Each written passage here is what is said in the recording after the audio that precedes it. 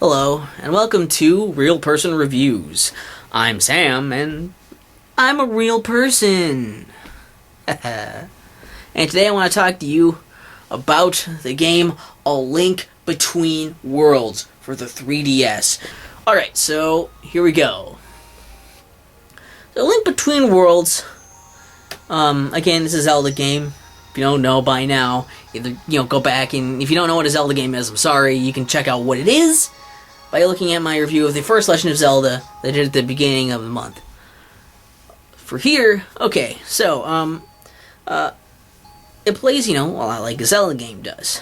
The story is a kind of simple-ish thing of just like, oh, this evil dude came and like is turning people into paintings. Turned a bunch of these sages into paintings, turned Zelda into a painting, and, you're trying to save the land. But he also went off and hid after he did that, and basically you find this other world, and you have to save these two, this light world and dark world type thing. You've seen this before. In fact, the map itself is actually pretty much the map from A Link to the Past, so it's heavily based on that map. And there's a lot of similar things you'll see in here.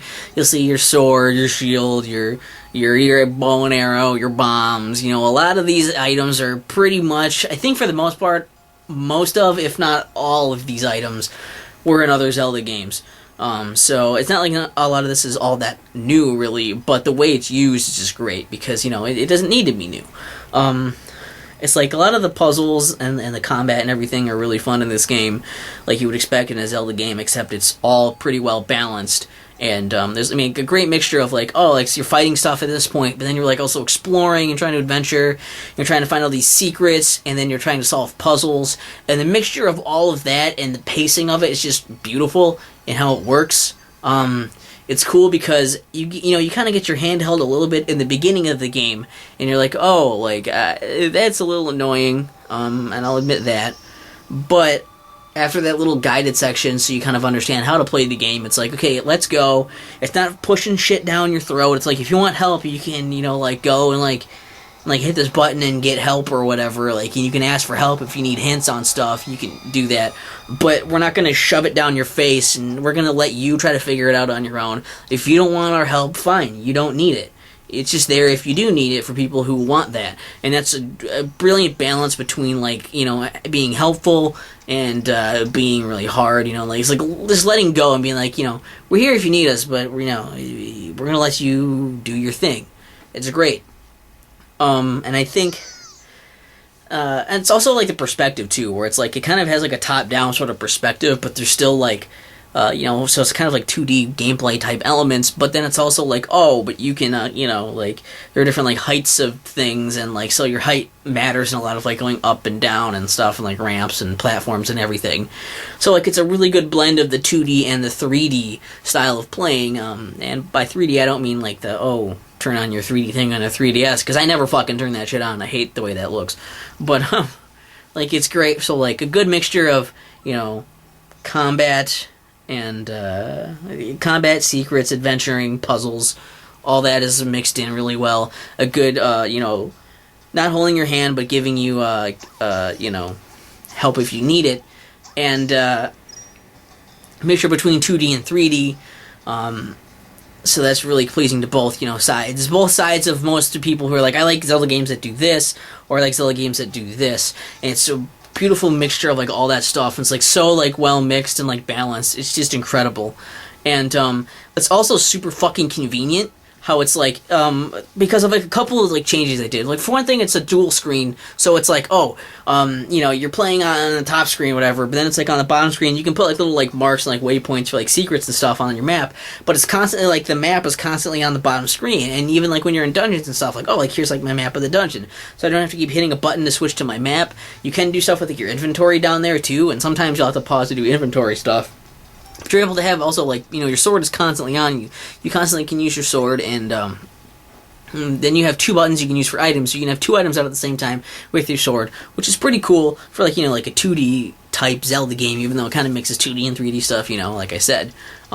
It's pretty nice to have all that to help you with, solving puzzles and everything, too. It's really cool. And, there's like warp points where you can warp anywhere, I'm at, like, I can warp to any of these, like, spots on the map. Like, they're also the save points, because there's save points in here. And while it's kind of annoying that you can't just save whenever you want, there are enough save points, and I think it's easy enough where it's like, okay, I'm gonna save, and, like, you don't have to necessarily worry about losing a bunch of stuff, because you just go and, like, save, or put your system into sleep mode or whatever, if you need to, like, stop playing for a bit or something. So it works pretty well, especially for, like, a handheld. That's really nice. And another impressive thing, all this shit's on a fucking handheld. I'll say that right now. I can't believe they fit all this amazing shit onto the handheld, because the game is also a pretty decent size too, whereas, like, there's a lot of places to go, lots of secrets and stuff, and lots of things for you to explore and do, and there's, like, this part where you get these little secret squid things, and you have to go around and find all of those over, like, the map, both the regular world and, like, the dark world. So there's already, those two versions of, like, the same map that you have to explore, but there's also not, like, a reason to keep exploring every inch of it, as if you didn't want to explore there already. There's some extra incentive, and finding those things, you can trade those things in when you find those secret squids, and after you get so many, like, each, like, benchmark or whatever, you get to upgrade one of your items, and that's awesome. And that's part of what I want to talk about too, is, like, the items in here. You don't, like, most of the items you don't, like, find in dungeons. Most of the items you just, like, you get in a shop. In the beginning of the game, you can rent them. The thing is, like, getting into certain dungeons, you can pick whatever dungeons you want to go into, but it's like, you can only go into a dungeon if you have the correct items to, like, open the door to the dungeon, and then those are the items you'll be using throughout the entire dungeon. So you'll know right off the bat, like, okay, I need, like, a bomb and an arrow or something, like, or showing outside. Like, okay, I'm going to need these to get into the dungeon, I'm also going to need these to get through the dungeon. So you go and you might want to, like, rent those to go through that dungeon. The thing is, like, about renting them is, like, if you die, then it's like, oh, I lost my items, so I have to go back and rent them again, and it costs rupees, which gives rupees, a decent purpose in the game, too. Which is mainly what you collect, too, is rupees. And you're like, okay, I'm gonna go back and, like, do that, and, like, I gotta rent those again, or, like, maybe you're like, okay, well, like, I want to do, like, this dungeon over here, I gotta rent these other items, and, like, I died. I don't need to rent those items I did from a dungeon before, because I'll just use these new ones on this dungeon here, and I'll be able to get through. And then eventually you'll be able to actually buy the items. You'll keep them even upon death. It just costs a lot of rupees, so you have to invest in what you want to, think of what you want to buy before you go and just buying them willy-nilly, and you can kind of complete the game in the order that you want to. And I think it's cool, so it's not super structured, but it's also, like, you understand what you need to, like, get into those dungeons. It's just great. And the dungeons themselves are designed they're really fun, like I said, with all the puzzles and combat and all that stuff. It's little challenge rooms, and the bosses, most of the bosses, I think, are pretty good. They're not necessarily all, like, one-trick ponies. They're pretty simple to beat, but they're still, like, super fun, like, satisfying. Like, the sound effects and, like, the music's cool. Zelda music's cool. And, like, hitting enemies and stuff, whatever, is, like, sound effects is super satisfying. The graphics and everything are super colorful and stuff, and it's just super beautiful game. And then there's also, like,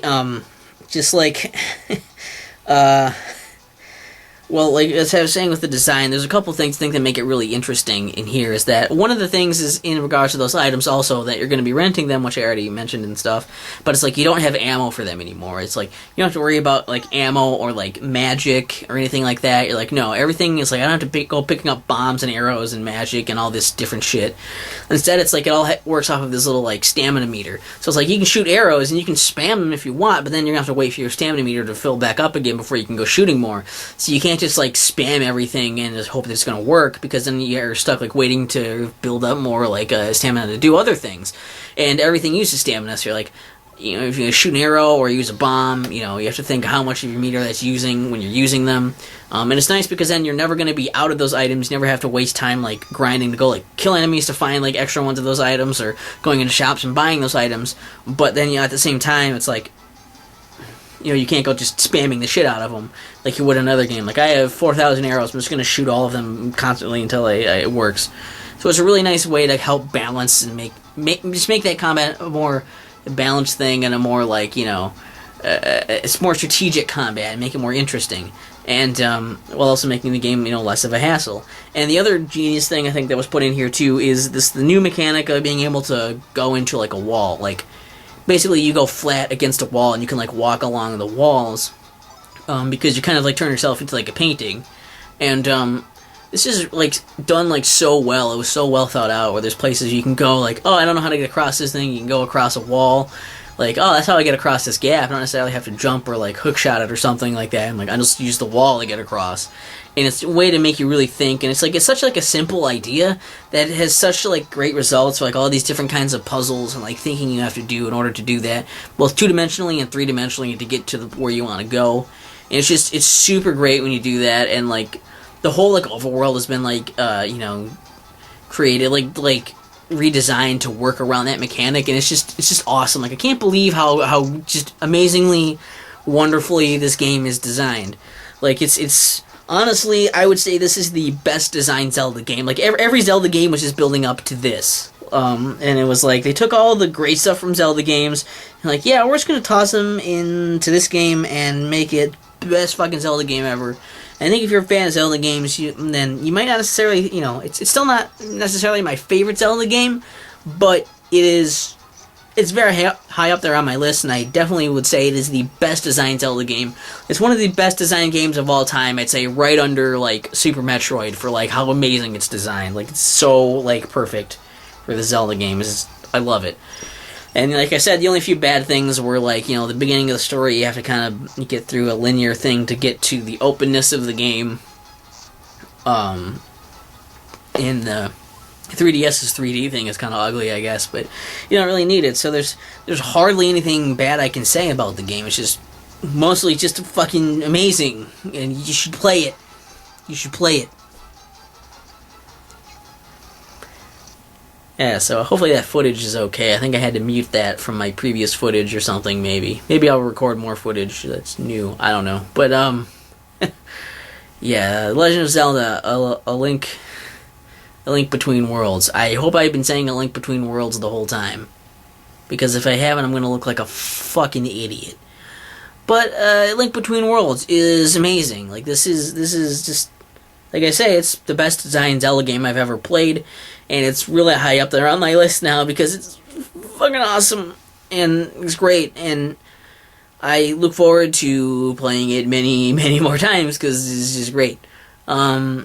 It's definitely like it was worth getting a 3DS just for that game, and I paid full price for that game. It was worth it. It's worth buying for full price. Like, get it. Just get it. If you're a Zelda fan, get it. And, in the comments, tell me that you have it. So, really just, if you want to check out the written review of this, go to www.thegrapplepit.net or go to the link in the description.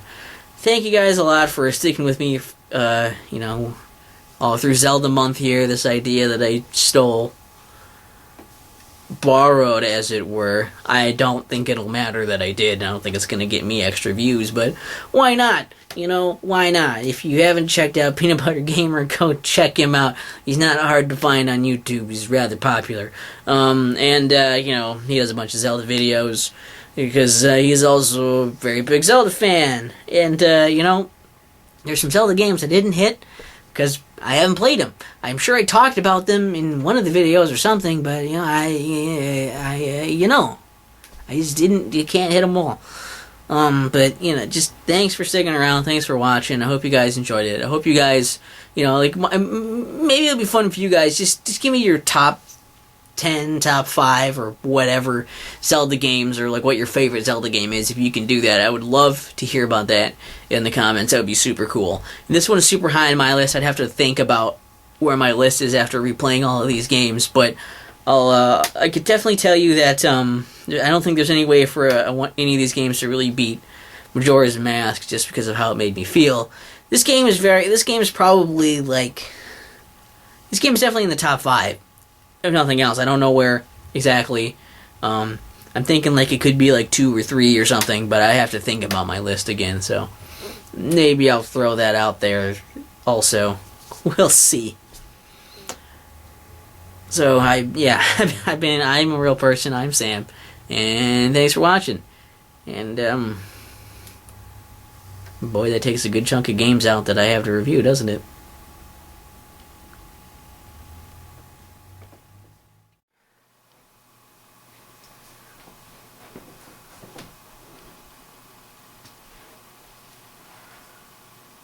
What? You guys are still here? Oh. It's weird, I guess. The review's done. I don't know. I don't know what you're expecting. Oh, I see you're admiring the shelf here. I've got Banjo-Kazooie complete in box. I mean, that's pretty fucking awesome, right? And, you know, over here we got It's a Wonderful Life on VHS. I just, you know, watched that a lot of memories. Just can't, I have it on DVD, but I just can't, you know, bring myself to get rid of that. It's just, it's too cool. It's just there's too much memories there. Too many memories. Rather. The fuck?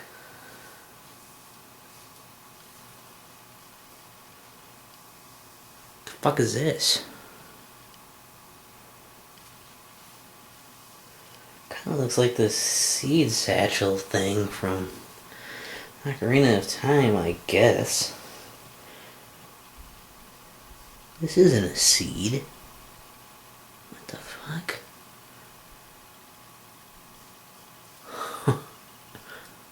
Looks like we got another game to talk about. Yes!